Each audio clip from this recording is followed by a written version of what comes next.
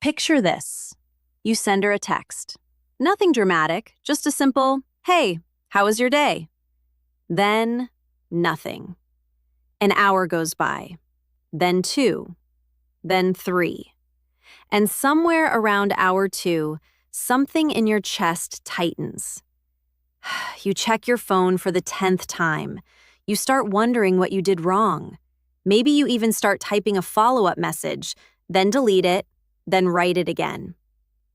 Here's the part that's a little hard to hear. She didn't do that to you. You did that to yourself. And by the end of this video, you're going to understand exactly why. And more importantly, how one mindset shift used by some of history's most respected thinkers can change that pattern for good. I'm Olivia. Welcome back to HerAlgorithm. Today, we're talking about a concept that's almost 2,000 years old, but it might be more useful for modern dating than anything you'll find on social media right now. It's called Stoic psychology. And once you understand it, you'll start noticing it everywhere, in how you react to a text, how you handle a first date, even how you walk into a room. Here's the roadmap for this video. First, I'll explain the one mindset shift at the center of everything. Second, I'll show you why most men do the exact opposite without even realizing it. Third, I'll break down how this shift shows up when you're meeting someone new versus when you're already in a relationship. And finally, I'll give you simple ways to start practicing this, starting today. Let's get into it. Part 1, the shift. About 2,000 years ago, a philosopher named Epictetus taught something called the dichotomy of control. The idea is simple. Some things in life are within your control. Your actions, your effort, your reactions. And some things are not. Other people's opinions, their moods, their timing, their choices.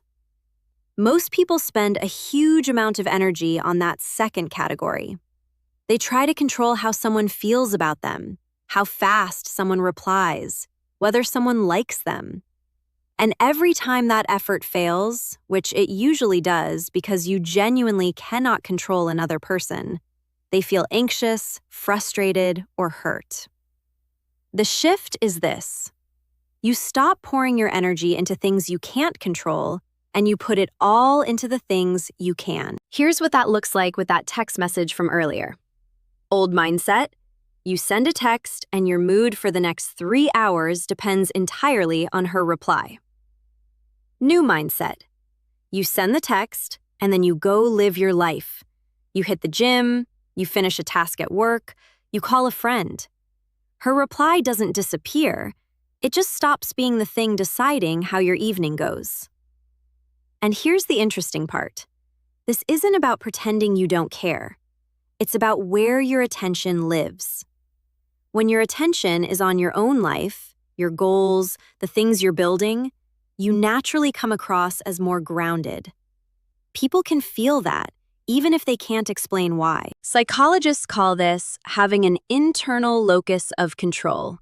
Basically, believing your life is shaped mostly by your own actions rather than outside events. And research has shown again and again that people with a strong internal locus of control tend to handle stress better and come across as more confident to the people around them. That confidence isn't a performance, it's a side effect. Part 2, why most men do the opposite. Here's where it gets a little uncomfortable. Most men, without realizing it, build their dating life around the exact opposite of this mindset. Their mood, their plans, even their sense of self start revolving around someone else's response. Let's say a guy has a gym session planned for Tuesday night. He's been consistent for months. Then, Tuesday afternoon, she texts and says she's free tonight if he wants to hang out. Old mindset, he cancels the gym session immediately. Not because hanging out with her is wrong, that's not the issue, but because his own plans instantly became optional the moment she became available. Now multiply that by 100 small decisions over a few months. Slowly, his entire life starts orbiting her schedule, her mood, her availability. And here's the part that catches most guys off guard. The more his life revolves around her, the less interesting he becomes to her. Not because she's being unkind, but because there's nothing left for her to wonder about. Everything about him is already accounted for. This is where independence and stoicism connect. When you keep your own structure, your own goals, your own routines, even while you're genuinely interested in someone, you're not pulling away. You're just staying whole. And staying whole is what makes someone interesting over the long run. Part 3. When you're meeting someone new. So how does this play out before you're even in a relationship? Let's talk about dating apps and first dates, since that's where most guys feel this pressure the hardest. Say you match with someone, you have a great conversation, and then she takes a full day to respond. Old mindset, you start overanalyzing. Did I say something weird? Should I unmatch? Should I send something funny to fix it? You're basically auditioning for her approval before you've even met. New mindset, you notice the weight, you feel the slight pull to overthink it, and then you let it pass. You keep planning your week. If she responds, great, you continue the conversation like a normal person. If she doesn't, your day doesn't fall apart because your day was never depending on her in the first place. Here's why this matters on a first date specifically. When a man needs the date to go well, it shows up in small ways. He fills every silence. He agrees with everything. He watches her face for approval after every sentence. And ironically, that need is exactly what makes the date feel a little off.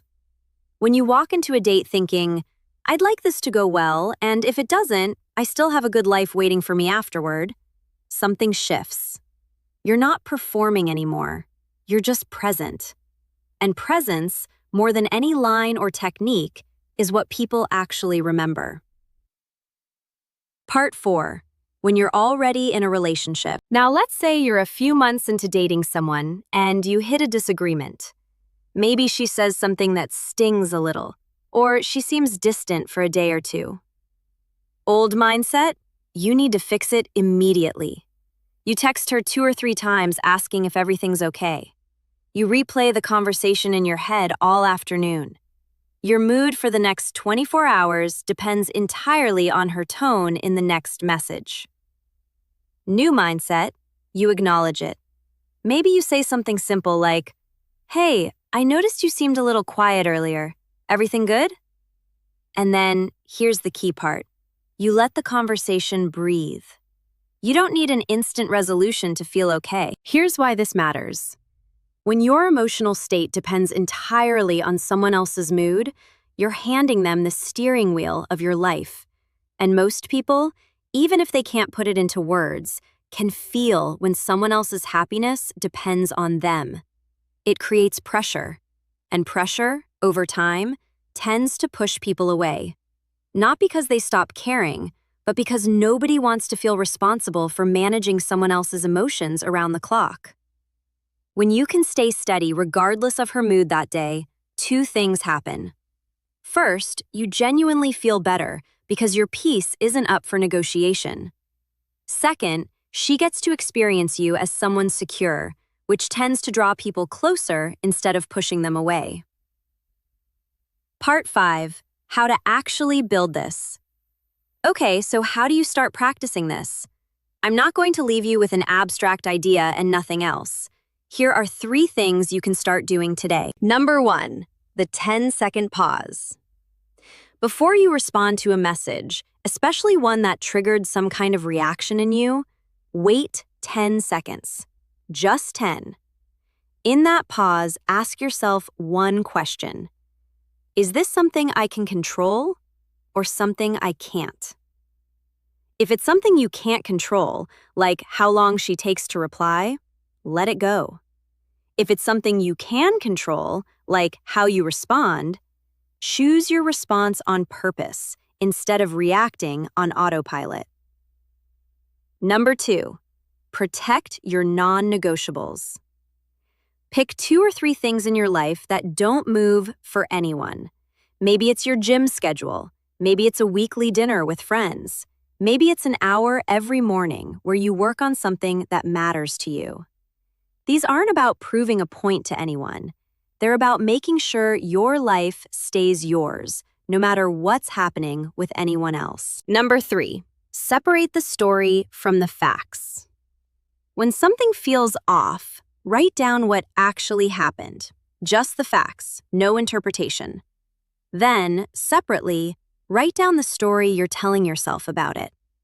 Most of the time, you'll notice the story is way bigger than the facts. That gap is where anxiety lives. And once you can see it clearly, it gets a lot easier to manage. Here's a quick example of how this plays out. A guy I'll call Marcus started doing this. Every time his girlfriend went quiet for a day, he used to spiral, assuming something was wrong with the relationship. So he started using the 10-second pause and separating story from facts. The fact was, she was quiet for a day. The story was, she's losing interest, something's wrong, I need to fix this right now. Once he saw the gap between those two things, he stopped reacting to the story. He kept living his life. And most of the time, by the next day, she'd reach out on her own, often without him saying anything at all. That's not a coincidence. That's what happens when you stop outsourcing your emotional state to someone else's mood. Wrapping it up. So here's the core idea from this entire video. The mindset shift that changes how women perceive you isn't a line, a tactic, or something you say. It's where you choose to put your energy.